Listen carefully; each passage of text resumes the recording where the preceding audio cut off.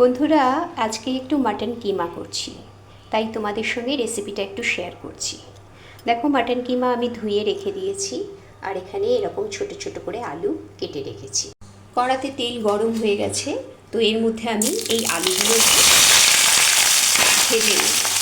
একটু ভালো করে আলুগুলোকে ভেজে নেব। দেখো, আলু ভেজে তুলে রেখেছি।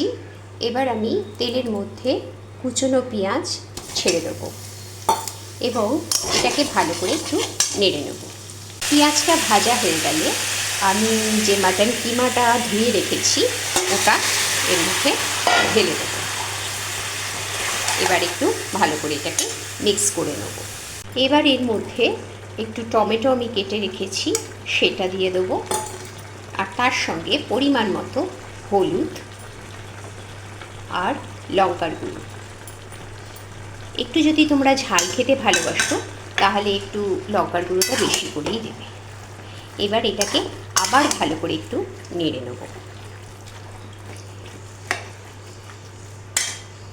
এবার এর মধ্যে একটু নুন দিয়ে দেবো, দিয়ে এটাকে খুব ভালো করে মিক্স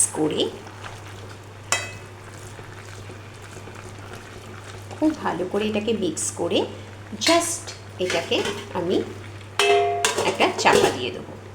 বন্ধুরা, এর মধ্যে আমি দেখো মিক্সিতে পেঁয়াজ আর রসুন বেটে রেখেছি, তো সেটা আমি একটুখানি এর মধ্যে দিয়ে দেবো।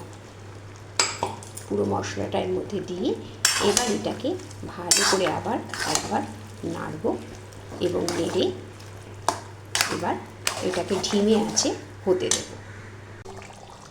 দেখো, এবার ভাজা আলুগুলো আমি এর মধ্যে দিয়ে দেবো, দিয়ে ভালো করে এটাকে নাড়ব।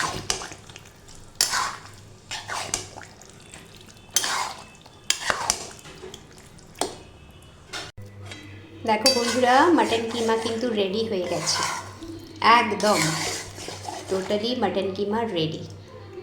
এবার এটা খাওয়ার জন্য একদম তৈরি হয়ে গেছে। তো তোমরা অবশ্যই আমাকে কমেন্ট বক্সে কমেন্ট করে জানিও যে তোমাদের এই মাটন কিমার প্রিপারেশন কেমন লাগলো।